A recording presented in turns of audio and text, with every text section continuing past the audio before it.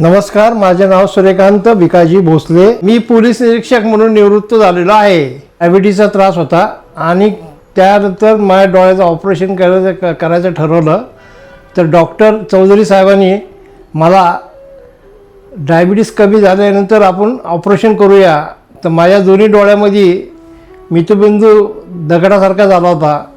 तर चौधरी सरांनी डायबिटीस कमी झाल्यानंतर माझं ऑपरेशन केलं. आज मी ठणठणीत बरा झालेला आहे.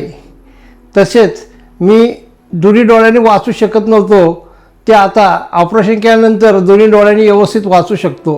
माझा अनुभव चांगला होता. डॉक्टर सरांनी मला खूप म्हणजे अडचणीतून सोडवलं होतं आणि दोघंही डॉक्टरांची मिसेस या दोघांनी ऑपरेशन व्यवस्थित केलं आणि मला खूप एकदम हे बरं झालं.